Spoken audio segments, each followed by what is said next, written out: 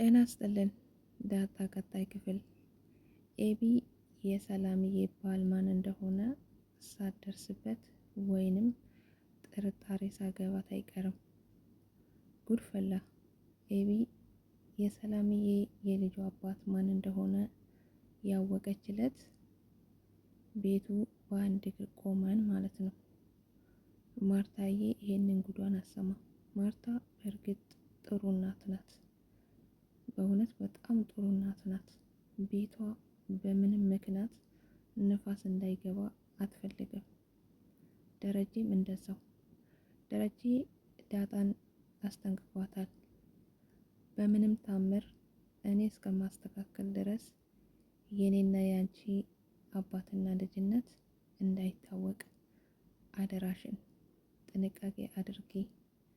በምንም ታምር ተሳስተሽ በስልክም ሆነ ብቻሽን እንዳታውሪ፣ ተሳስቶ ከአፍሽ እንዳይመልጥ ብሎታል። ዳጣ ቅር ብላትም ለአባቷ እሺ ብለዋለች። እሺ ከማለት ውጪ ዳጣ አማራጭ የላትም። ምክንያቱም እናቷንም ማግኘት ትፈልጋለች።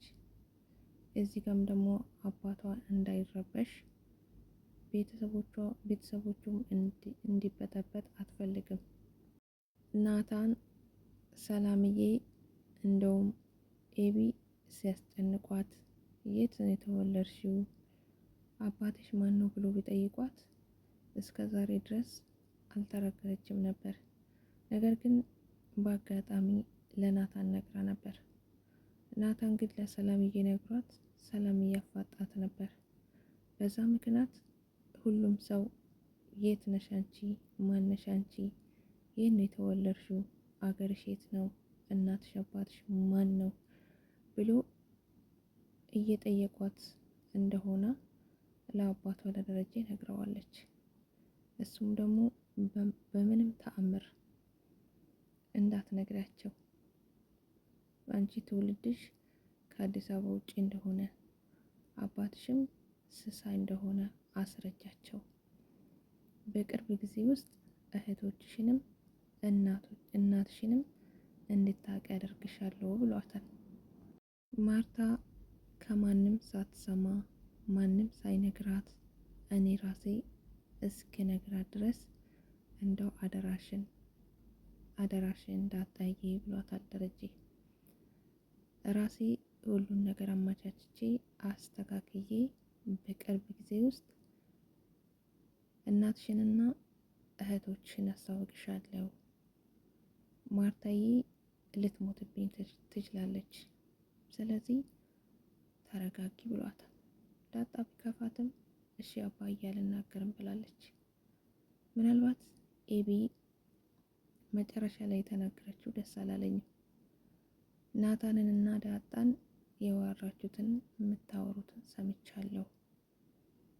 የሰላማን ባል ማን እንደሆነ ታውቃላችሁ ብላ ጠይቀቻቸው። እነሱም አንቺ የመጣሽለት አርጁ ከዛ ውጪ አናቅም ብሏታል። አረ እባካችሁ እኔ ባለፈው ቆም ሁሉንም ነገር ሰምቻለሁ፣ ስለዚህ እሱ አይደለም በማለት መለሰች።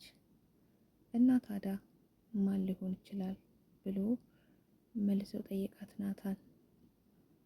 አባዬ በማለት አንድ ቃል ተናግራለች። ታዲያ አያስደነግጥም? በጣም ያስደነግጣል። ኤቢ ምን አስባ ነው? እናቷ ብትሰማ እናቷ ይሄንን ቃል ብትሰማት ምን ትላለች? ለሰላምም ባልሽ ማን እንደሆነ ከማን እንዳረገሽ ለምን አትናገሪም? መቼም ቢሆን አለቅሽም ብላታለች። ከአባቴ ጋር የምታወሪውንና ያወራሽውን ሰምቼሻለሁ፣ ለእናቴ ሳልናገር ንገረኝ ብላ አፋጣት ነበር። ሰላም ግን ሸምጥጣለች። ምንም የሰማሽውና ያየሽው ነገር የለም። አባትሽ እንዳትሄጂ ልጆችን ጥለሽ ነው ያለኝ፣ ቤተሰቦቼ ጋር ሄዳለሁ ስል አለቻት። ኤቢ ግን አልተቀበለቻትም።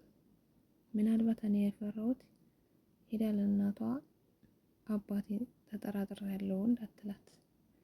ማርታ ያኔ ምናልባት ትነቃ ይሆናል። ምናልባትም ጥርጣሬ ሊገባት ይችላል። ደረጀ እንዳለው በራሱ መንገድና በራሱ ፍቃድ ለማርታ ቢያስረዳት ቢነግራት የሰላምና የዳጣን ነገርም ቢያመቻች መልካም ነው ብላችሁ አታስቡ? እኔ እንደዛ ነው የማስበው። ምክንያቱም እንደዚህ በወሬ ከሰማች ማርታ ደረጀ እንዳለው ችግር ሊፈጠር ይችላል፣ ቤታቸውም ሊበታተን ይችላል። ያ ያስፈራል። ይገርማል። የሰላምዬ ልጅ የደረጀ ልጅ መሆኑን ያወቀችለት ለዛውም 2 ልጅ። አስባችሁታል? በጣም ከባድ ነው። ኤቢ በጣም ተንኮለኛ ናት፣ ኃይለኛ ናት።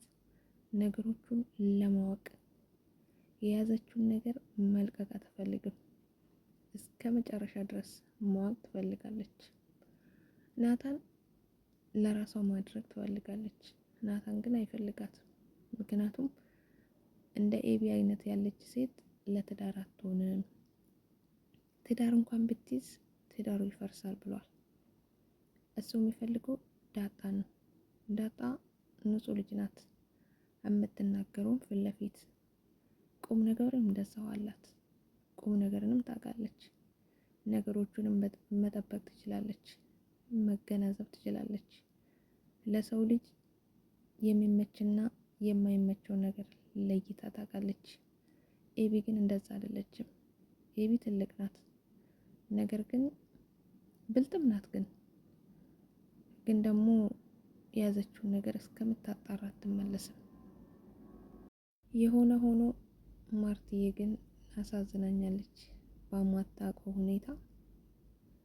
ቀጣይ አብረን እንገናኝ ውድ ቤተሰብ።